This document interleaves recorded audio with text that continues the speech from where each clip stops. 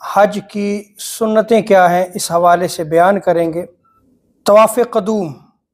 یعنی میقات سے جو باہر سے آنے والے ہوتے ہیں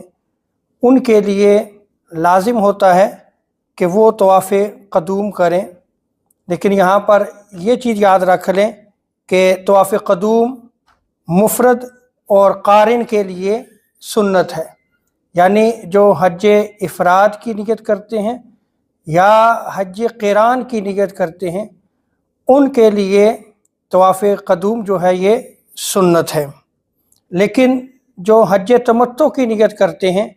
ان کے لیے طواف قدوم جو ہے وہ نہیں ہے۔ اسی طرح طواف کا حجر اسود سے شروع کرنا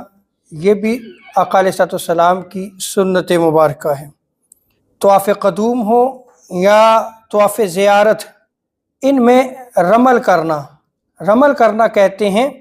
شانہ ہلا ہلا کر اور چھوٹے چھوٹے قدم رکھتے ہوئے چلنا، اور اکڑ کر جو ہے وہ پہلوان کی طرح چلنا، اس کو رمل کہتے ہیں۔ اسی طرح صفا و مروہ کے درمیان جہاں پہ جو دو سبز رنگ کی لائٹ جو ہے وہ آن ہوتی ہیں ان کے درمیان جو ہے وہ دوڑنا یہ بھی سنت ہے۔ اسی طرح امام کا مکہ میں 7ویں ذی الحجہ کو خطبہ دینا یہ بھی سنت ہے، اور اسی طرح میدان عرفات میں 9 ذی الحجہ کو خطبہ پڑھنا اور منی میں 11ویں تاریخ کو خطبہ پڑھنا بھی سنت ہے۔ اسی طرح 8ویں ذی الحجہ کو فجر کے بعد مکہ سے منی کی طرف روانہ ہونا، یہاں سے حج کا آغاز ہو جاتا ہے، چاہے آپ نے حج قران کی نیت کی ہو، حج افراد کی ہو، حج تمتع کی ہو، سارے حجاج جو ہے وہ 8 ذی الحجہ کو منی کی طرف روانہ ہو جاتے ہیں، اور یہ سنت ہے تاکہ منی میں ظہر، عصر، مغرب، عشاء اور فجر کی 5 نمازیں جو ہے وہ پڑھ لی جائیں۔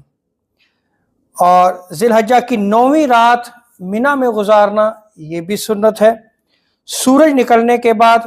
منی سے عرفات کو چلے جانا یہ بھی سنت ہے، اور عرفات میں ظہر اور عصر کو ملا کر پڑھنا یہ بھی سنت ہے، اور غروب آفتاب کے بعد مزدلفہ کے لیے روانہ ہو جانا یہ بھی سنت ہے۔ اور اسی طرح ذی الحجہ کی 10 اور 11ویں کے بعد دونوں راتیں منی میں گزارنا یہ بھی سنت ہے، اور وادی محسب میں اترنا اگرچہ تھوڑی دیر کے لیے ہی کیوں نہ ہو یہ بھی سنت ہے۔